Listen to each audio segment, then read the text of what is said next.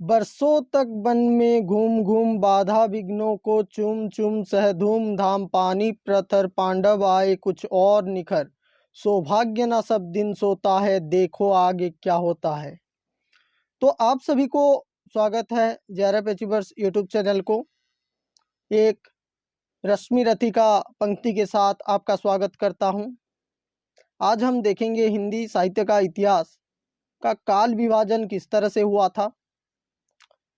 हिंदी साहित्य जगत में कुल देखें तो 900 वर्ष का इतिहास, हम किस तरह से उसका काल विभाजन करते हैं, इसमें हम हर एक चीज़ों को देखने की प्रयास करेंगे। हिंदी साहित्य का काल विभाजन एवं नामकरण का आधार, हम आदिकाल को वीर गाथा काल क्यों मानते हैं, भक्ति काल के अंतर्गत कौन कौन से चीज आते हैं, रीतिकाल का प्रमुख भाग कितने हैं और आधुनिक काल का महत्वपूर्ण अंश को जो है देखेंगे। तो चलिए प्रारंभ करते हैं। हिंदी साहित्य का इतिहास का काल विभाजन। हिंदी साहित्य का काल विभाजन एवं नामकरण।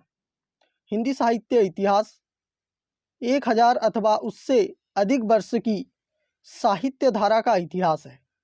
तो इसमें देखा जाता है कि कुल हम देखें तो 1000 साल से भी ज़्यादा समय लगा है और उससे भी कहीं ज़्यादा समय आज तक अब तक बोला जाए तो हो चुका है। इस काल विभाग में आए इतिहास का भिन्न भिन्न विद्वानों ने भिन्न भिन्न रूप में वर्गीकरण किया है और उसका भिन्न भिन्न नामकरण किया है। तो इसके अंतर्गत आते हैं आचार्य रामचंद्र शुक्ल जी, डॉक्टर श्याम सुंदर दास, डॉक्टर हजारी प्रसाद द्विवेदी, डॉक्टर राम कुमार वर्मा, राहुल सांकृत्यायन, मिश्र बंधु विनोद, जिसमें कि 3 भाई आते हैं, सुखदेव बिहारी मिश्र, गणेश बिहारी मिश्र और एक मिश्र बंधु में से और किसका नाम मैंने लेना नहीं लिया है उसको आप कमेंट बॉक्स में लिखिए। तो मिश्र बंधु आदि विद्वान इसमें शामिल हैं। आचार्य शुक्ल के शब्द में क्या कहते हैं आचार्य शुक्ल जी? यह पंक्ति तो बहुत बार जो है हमारे नेट JRF एग्जाम के अंदर, अनेक राज्यों में होने वाले सेट एग्जाम के अंदर पूछा जाता है। साहित्य जनता की चित्त वृत्तियों का संचित प्रतिबिंब होता है। आदि से अंत तक इन्हीं चित्त वृत्तियों की परंपरा को परखते हुए साहित्य परंपरा के साथ उसका सामंजस्य दिखाना ही साहित्य का इतिहास कहलाता है। तो जनता की जो चित्त वृत्ति है उसका कुछ संचित प्रतिबिंब क्या होता है, साहित्य में उभर करके आता है। आचार्य शुक्ल हिंदी साहित्य के प्रामाणिक इतिहासकार हैं, क्योंकि कारण इनका वैज्ञानिक इतिहास है। इनके परवर्ती अधिकांश इतिहासकारों ने इन्हीं के काल विभाजन के मानदंड को स्वीकार किया है। इनके अनुसार हिंदी साहित्य का 4 भागों में विभक्त किया गया है। हिंदी साहित्य को हम पूर्ण रूप से 4 काल में विभक्त कर सकते हैं। पहला है वीरगाथा काल, जिसको कि आदिकाल भी कहा जाता है। उसका समय है 1050 से लेकर के 1375 तक। और भक्ति काल को पूर्व मध्य काल भी कहा जाता है, जो कि 1375 से 1700 तक। उसके बाद रीति काल, जो कि उत्तर मध्य काल भी कहा जाता है, 1700 से 1900 ईस्वी तक। और आधुनिक काल, जो कि गद्य काल के रूप में हमारे सामने प्रस्तुत होता है 1900 से अब तक। आधुनिक काल को गद्य काल क्यों कहा जाता है? क्योंकि इसमें गद्य रचना प्रमुख रूप से देखने को मिलता है। तो इसी आधार पर आचार्य रामचंद्र शुक्ल जी आधुनिक काल को हिंदी का गद्य काल भी कहा है। हिंदी साहित्य का विभाजन एवं नामकरण का आधार आचार्य शुक्ल जी के मत के अनुसार जिस कालखंड के भीतर किसी विशेष प्रकार की रचनाएं की अधिकता दिखलाई पड़े, उसका नामकरण उन रचनाओं में निहित मुख्य प्रवृत्ति के आधार पर किया जाए। तो इसमें क्या कहा गया, अगर आदिकाल को मैं वीर गाथा काल कहता हूं तो उसमें वीरता प्रधान काव्य देखने को मिलेगा, उसके साथ साथ श्रृंगारिक काव्य भी देखने को मिलेगा, रसपूर्ण काव्य भी देखने को मिलेगा, लेकिन वीरतापूर्ण काव्य ज्यादा देखने को मिलेगा। प्रत्येक काल का एक प्रधान लक्षण निर्धारित किया जा सकता है। शुक्ल जी के अनुसार ग्रंथ की प्रसिद्ध काल निर्धारण में मुख्य निभाती है। शुक्ल जी का यह काल या काल विभाजन तथा नामकरण बहुत कुछ वैज्ञानिक एवं तर्क संगत माना जा सकता है। उनका शुक्ल जी का हम देखें तो उनका पूरी तरीके से तर्क संगत, वो जो भी काल विभाजन करते हैं उसका एक तर्क होता है, जबकि उनके पहले कई विद्वानों ने इस दिशा में अथक प्रयास किया, लेकिन उनकी मान्यता इतनी सबल नहीं दिखाई पड़ी। सर्वप्रथम फ्रांसीसी विद्वान गार्सदातासी, फिर डॉक्टर ग्रियर्सन, उसके बाद शिव सिंह सरोज, उसके बाद मिश्र बंधु विनोद आदि ने इस क्षेत्र में अपना अपना प्रयास किया, लेकिन उसमें शुक्ल जी का विभाजन अधिक तर्कयुक्त, वैज्ञानिक तथा सबल आधार था। शुक्ल जी के बाद डॉक्टर श्याम सुंदर दास, doctor Hazari Prasad Dwivedi, doctor Ram Kumar Verma, doctor Vishwanath Prasad Mishra आदि ने शुक्ल जी के नामकरण और काल विभाजन को स्वीकार करते हुए रीतिकाल को श्रृंगार काल कहा है। तो महत्वपूर्ण चीजों को आप जो है देखने पा रहे हैं इस YouTube चैनल के आधार पर, तो लाइक करके अवश्य जो है सब्सक्राइब बटन को दबाएं। अंततः हिंदी साहित्य के इतिहास का काल विभाजन तथा नामकरण इस तरह किया जा सकता है। विविध काल की रचनाओं की विशेष प्रवृत्ति के अनुसार ही इसका नामकरण किया गया।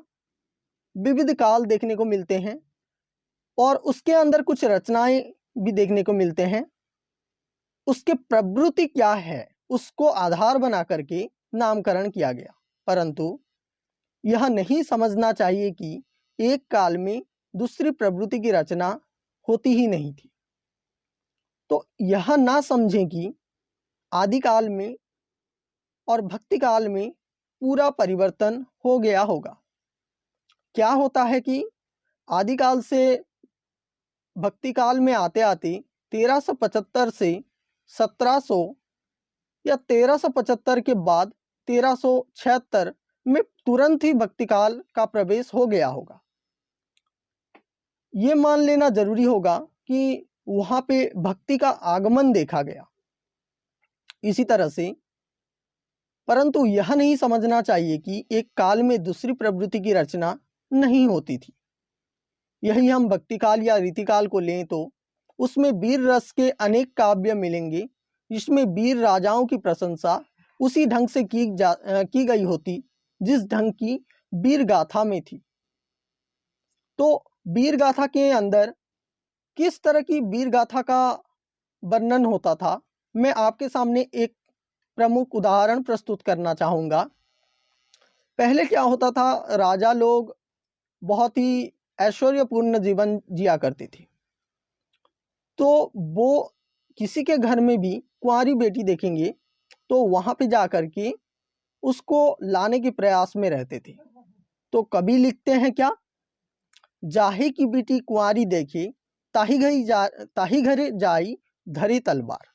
इस तरह का उदाहरण, इस तरह का पंक्तियां आपके सामने प्रस्तुत होता है वीर गाथा काल में। परंतु ऐसे काव्य की प्रवृत्ति यहाँ शिथिल और न्यून होगी। इसी तरह आदिकाल वीर गाथा काल में भी भक्ति परक तथा रीति परक विषयक सामग्री भरपूर मिलती है। इन सब का क्रमानुसार परिचय नीचे दिया गया है। तो वीर गाथा काल के अंतर्गत हम क्या देखते हैं कि उसमें भक्ति पर रचनाएं भी कुछ देखने को मिलते हैं और रीति काल की जो कि रीति मुक्त, रीति सिद्ध, इस तरह से रचनाएं देखने को मिलते हैं। परंतु वीर गाथा काल में वीर गाथा परक रचनाएं ज्यादा देखने को मिलते हैं। उसके बाद भक्ति काल के अंदर हम जब आगमन होता है हमारा भक्ति काल, तब निर्गुण धारा और सगुण धारा दो धारा में जो है प्रमुख रूप में बांटा जाता है। निर्गुण धारा या निर्गुण भक्ति धारा के अंतर्गत ज्ञान मार्गी शाखा और प्रेम मार्गी शाखा देखने को मिलता है।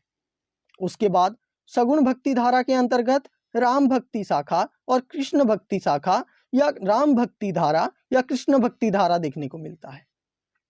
उसके उपरांत आता है रीतिकाल।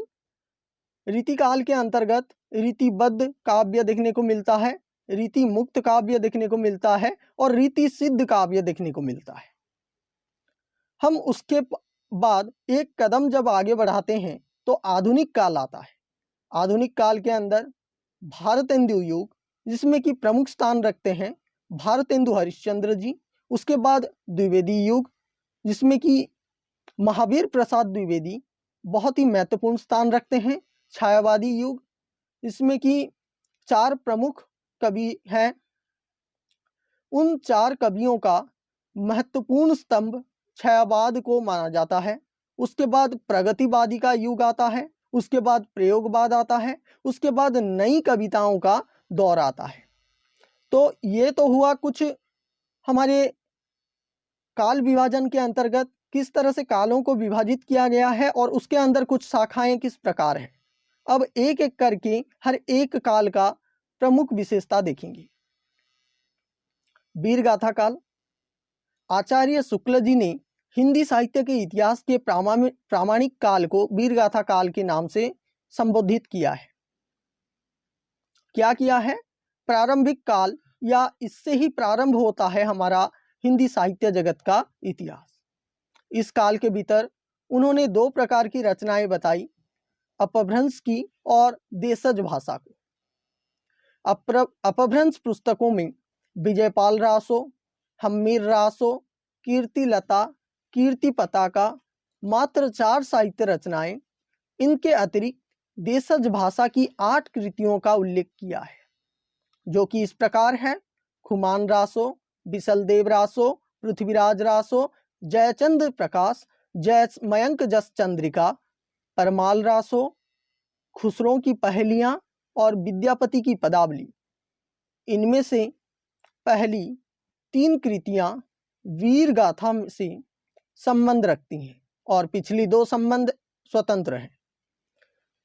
इसी पुस्तकों के आधार पर शुक्ल जी ने इस काल को वीरगाथा काल कहा है, परंतु आचार्य हजारी प्रसाद द्विवेदी इनके काल विभाजन और नामकरण से सहमत नहीं है। आचार्य शुक्ल ने जहां वीरगाथा काल की सीमा को संवत 1050 से 1375 माना है, वहां द्विवेदी जी ने इस काल की सीमा 7वीं शताब्दी के मध्य से मानते हैं। जिन रचनाओं को शुक्ल जी ने असाहित्यिक माना था, उनमें भी हजारी प्रसाद द्विवेदी जी ने साहित्य का स्रोत खोजकर इस काल का नाम आदिकाल बताते हैं। तो किसने आदिकाल रखा है? हजारी प्रसाद द्विवेदी जी ने वीरगाथा काल को आदिकाल मानते हैं। उसके बाद आता है भक्ति काल। भक्ति में लीन होकर के साहित्य की रचना, जो कि 1375 से लेकर के 1700 के अंदर हुआ। हिंदी साहित्य के इस काल को कुछ लोग पूर्व मध्य काल और कुछ लोग धार्मिक काल कहते हैं, परंतु धर्म इस काल का कोई प्रवृत्ति नहीं है।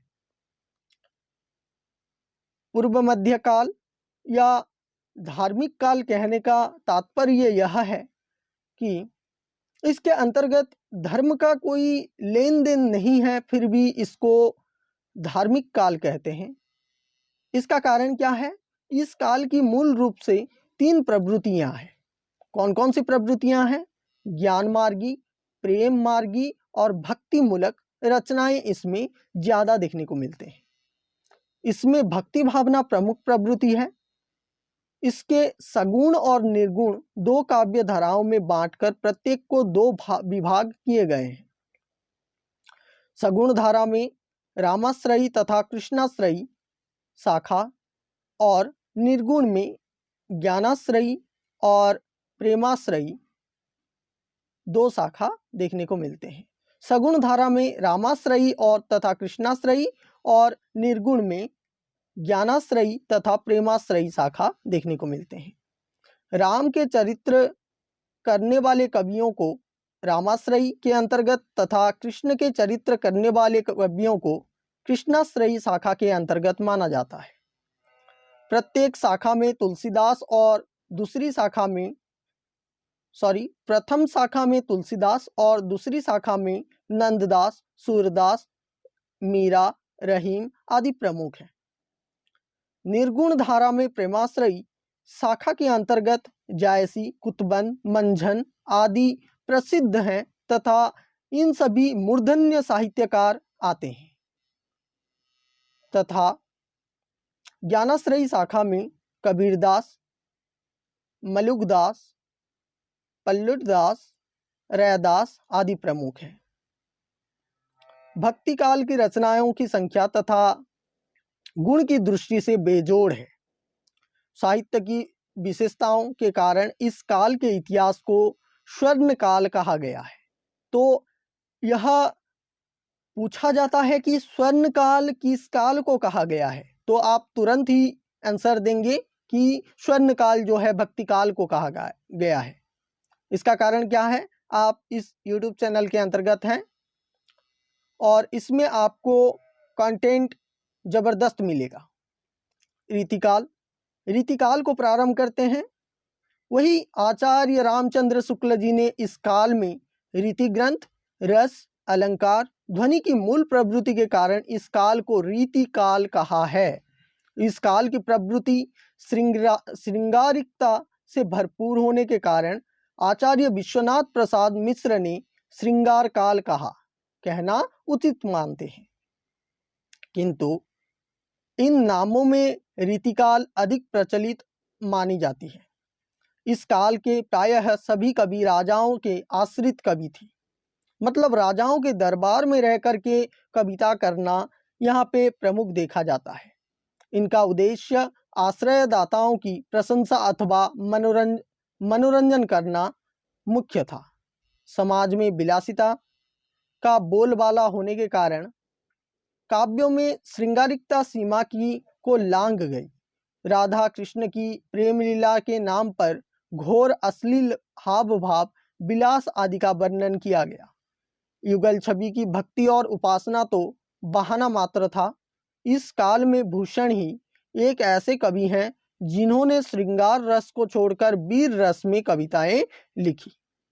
तो हम प्रमुख चीजों के ऊपर बात कर रहे हैं, तो इतना ही रहेगा। जब आगे की और डीपली मैं आपको बताऊंगा तो उसके अंदर बहुत सारी चीजों की बात होगा। अब आगे की ओर देखते हैं आधुनिक काल। हिंदी साहित्य के इतिहास में आधुनिक काल भी विशेष स्थान है। शुक्ल इसे गद्य काल कहते हैं, हम पहले चर्चा कर चुके हैं। इनके अनुसार गद्य का आविर्भाव इस काल की सबसे प्रधान घटना है। कहने का तात्पर्य यह है कि इसी काल में साहित्य की गद्य विधा का सम्यक विकास हुआ व गद्य खड़ीबोली में लिखा गया। इस युग में काव्य में अतिरिक्त उपन्यास, कहानी, निबंध, समालोचना, नाटक आदि अनेक गद्य विधाओं का प्रणयन हुआ। इस काल में गद्य में समक्ष पद्य साहित्य दबसा गया है। आज की कविता भी गद्य से प्रभावित है, लेकिन आचार्य शुक्ल ने गद्य काल के इतिहास को 3 उत्थान कालों में विभक्त किया है तथा भारतेंदु, द्विवेदी युग तथा छायावादी युग आदि भारतेंदु विकास का युग है। तो द्विवेदी युग का परिष्कार का, छायावादी युग विकास का चरम उत्कर्ष काल है, जिसमें कि द्विवेदी युग में क्या हुआ, परिमार्जित हुआ साहित्य। उसके बाद छायावादी युग में विकास हुआ साहित्य का। काव्य के विकास की दृष्टि से आधुनिक काल को भी अनेक युगों में विभाजित किया जा सकता है। जैसे कि आधुनिक काल को हम अगर आगे की ओर विभाजित करें तो भारतेंदु युग, द्विवेदी युग, क्षयवादी युग और प्रगतिवादी युग और प्रयोगवादी युग तथा नई कविताओं के आधार पर विभाजित करते हैं। तो हमने इन इन सभी चीज़ों के ऊपर बातचीत किया। आपको अगर पसंद आया होगा तो लाइक, शेयर एंड सब्सक्राइब करना ना भूलें। इस तरह से अच्छे अच्छे कंटेंट के साथ आपसे मिलता रहूँगा। तब तक के लिए धन्यवाद।